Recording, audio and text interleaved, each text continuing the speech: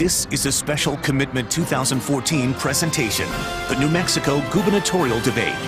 Here's KOAT Action 7 News anchor and debate moderator, Doug Fernandez.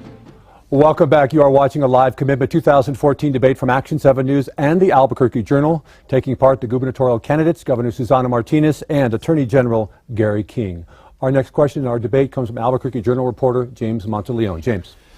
New Mexico routinely ranks at the bottom of state rankings on issues like child well-being and household income.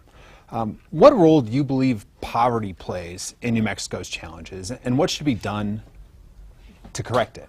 Governor, you go first, a minute 15. Well, certainly the only thing that could possibly lift our children from poverty is education. And that is why I am such a strong proponent for the reforms of our education. Children who are poor need to be taken from poverty with reforms that are working.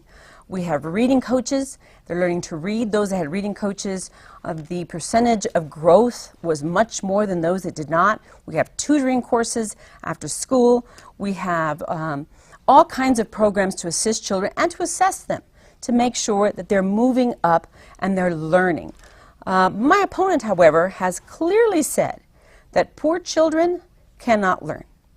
And that is so disappointing to hear, because they may be poor and have difficult situations at home. However, I believe that every single child can learn, and that's why we have invested more money in education than ever before, because my faith is in the children and reaching that high bar, because they are strong regardless of the color of their skin or where they come from. Mr. King, you also have a minute 15. Well, poverty is the scourge of New Mexico. And in the years that the governor has been governor, we've increased in our level of poverty. This year there are 20,000 more New Mexicans living in poverty than there were last year. And that's because of her failed policies in dealing with the economy. And she's right about education. She is wrong about what I said about poor kids learning. And once again, like I said, she likes to misstate what I've said. I have said this, that children who live in poverty and who are hungry, and we have the most children who go to bed hungry every night in New Mexico. Children who go to bed hungry have a hard time learning the next day when they get to school. Children who show up at school hungry have a hard time learning. That's what I said. And so because of that, we need a program that provides early childhood education and nutrition programs to every single child in New Mexico. And we've tried to do that for the last 2 years. The governor has fought that for the last 2 years. Hannah Scandera has fought that for the last 2 years. So I agree with what she says about education, but you got to walk the walk and talk the talk. You can't just go out there and say, gee, we're going to do more for kids, because the truth is we have not been doing more for kids in New Mexico. And we have to do better. It is horrible that we're 50th in child welfare in New Mexico, and the reason that we are is because we have so many children living in poverty. We have to deal with poverty, and that's not being done right now. Governor, 30-second rebuttal. I strongly support early childhood, and that is why we have doubled the funding in pre-K and doubled the number of children that are attending pre-K. And we also have breakfast after the bell, which provides children with food while they're reading their books and learning. I am very supportive. One, I understand the problem, but number two, we're doing something about it, and we're doing it throughout the year. Mr. King, you also have a half-minute rebuttal, sir. Well, it's not enough. And the Breakfast After the Bell program, that's a good program. The governor takes credit for it, but all of the educators out there know it's existed for 20 years.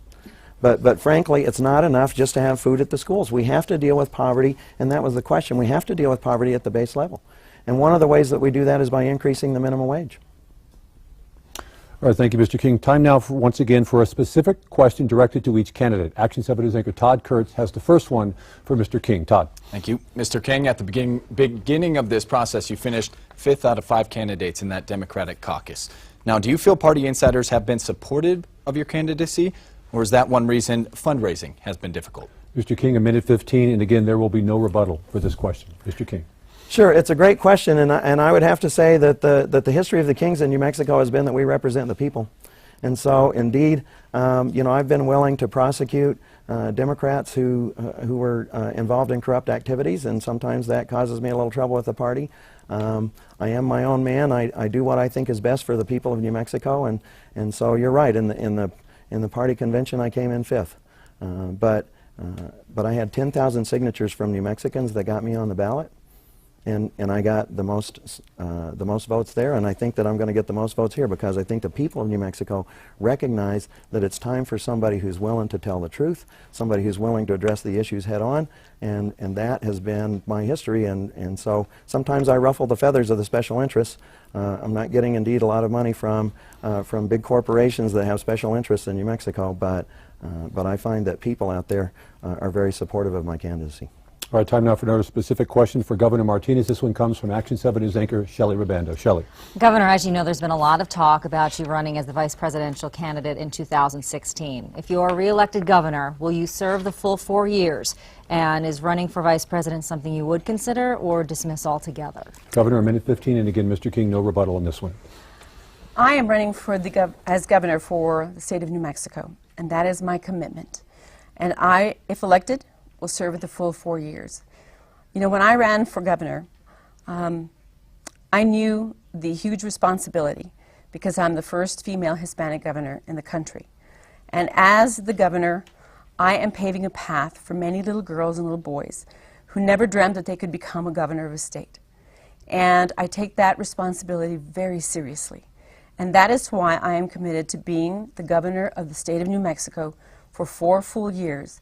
I will help other people in other states, especially to elect people who represent their communities and look like their communities, because I think that's important, to make sure that we're electing the right people for the right jobs.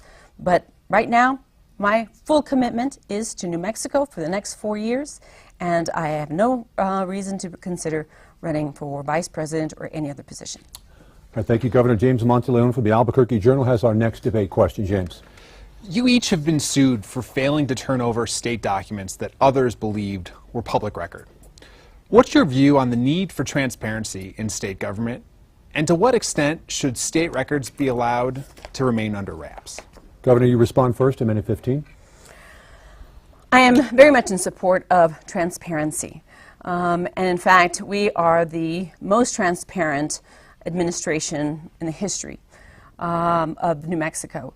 We have started to videotape and put up on our websites every hearing that takes place on the House floor and the Senate floor, committees, subcommittees that are taking place, and we put them up on the House, on the internet, so that people who are busy in their lives, taking kids to soccer, doing all the things that they do in their lives and working. This is a big state. They can't be in Santa Fe watching all that goes on. So the more information that we push out to the public, so that they're informed, and if they want to send an email, they can send an email to their legislator. But it's important that transparency take place every single day. Mr. King, you also have a minute 15. Good. I note that the governor didn't talk about her own office in that answer. She thinks it's good for the legislature to be transparent, but her lawyer in court, where she's fighting to keep her calendar out, made an argument that the Inspection of Public Records Act is unconstitutional as it applies to the governor. Clearly not true. When I was in the legislature, I helped to write and push through the changes to the Inspection of Public Records Act. My office does training for local officials to help them understand the Public Records Act, and we have indeed been involved in some lawsuits, most of which we have been found to be correct, one that we're still fighting in court. But you asked the question, I think, about, I'm sorry, can you ask the end of the question again? Under what circumstances should circumstances, yes. records be allowed? So the circumstances that we have used, and I think the governor would have when she was the district attorney as well, is the law enforcement exception. When there are records that are sensitive, that relate to the investigation of a crime, we have certainly said that we believe that those are that there's an exception for that, and those are not subject to the Inspection of Public Records Act. All right, Governor, you have a 30-second rebuttal opportunity. Interesting that you find that the law enforcement exception is allowable. However, you turned over every one of the emails that were subject to an FBI investigation to the newspapers. So everything down to personal bank accounts and accounts about my orders, personal orders of clothing. I don't believe that you understand what it means to keep personal things on your calendar, such as when I take my sister to the doctor. That isn't anybody's business. However, everything else is public. Mr. King, rebuttal? Yes, and that's a pretty famous case, but the records that were in our office were not subject to an investigation, and we had not been notified by the FBI that there was any investigation that was going on. And so, indeed, there might be cases in the law where the fact that there's not an exception creates a harsh result. But in the case the governor's talking about, there was a lot of discussion about whether or not those emails were intermixed, because she had told members of her staff to use their private emails to avoid complying with the Inspection of Public Records Act. And our next debate question comes from Action 7 News anchor Todd Kurtz. Todd. Well, earlier this year, Target 7 raised questions about CYFD and its practices, and of course this was followed by the tragic death of 9-year-old Omari Varela. Changes have been made. CYFD shares offices with the District Attorney's Office, also with Albuquerque Police. But what more can be done to protect the children of New Mexico from abuse? Mr. King, you go first, a minute 15, sir. well, this is a really important question to me. My mother, Alice King, actually had the vision for the Children, Youth, and Family Department, and her vision was that it would be an agency whose only purpose would be to protect children that have been abused and neglected, children that were finding their way into the system, and I think everybody knows now that the Children, Youth, and Family Department is horribly broken, that we don't have enough caseworkers that are working on the cases. We end up with cases like Omari Varela, where he reported himself that he had been abused and nothing was done, and of course he died tragically. There are many other stories of children who are falling through the cracks. One of my first goals would be to get the Children, Youth, and Family Department back in shape in the way that my mother envisioned it, where it is an agency that protects children. And I think the governor's cabinet secretary, when asked about that, said that they weren't a preventive agency. When I'm the governor, they'll be a preventive agency. We're going to go out and we're going to aggressively work to protect our children in New Mexico. Governor Martinez, a minute 15. I committed my legal profession for 25 years, specializing in the prosecution of cases involving sexually abused children, physically abused children, and even child homicide cases. So I certainly understand how heart-wrenching those cases can be. And that is why we took action when I became CYFD, when I became governor, and I selected my CYFD cabinet secretaries to make sure that information is now shared. I mean, there are improvements that can be done at all times, but that information is shared between law enforcement and the social worker before they go out to the home, to know how many referrals there's been, how many times the police been out there, how many times the social worker's been out there, how many times they've been to the schools. This has to happen in every single case, and we now have these advocacy centers, and we want to have them all over the state. We have to also hire more social workers.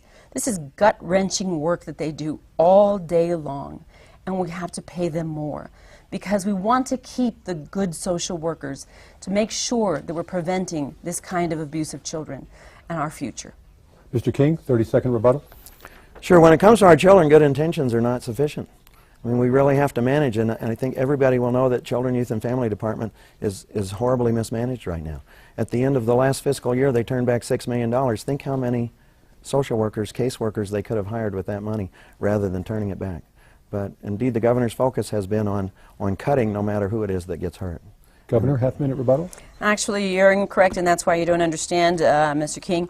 The reversion was actually because of a lack of billing by a particular provider not billing us in time when the fiscal year was over, and so we would have been happy to have paid the people who were owed, but they didn't bill us in time.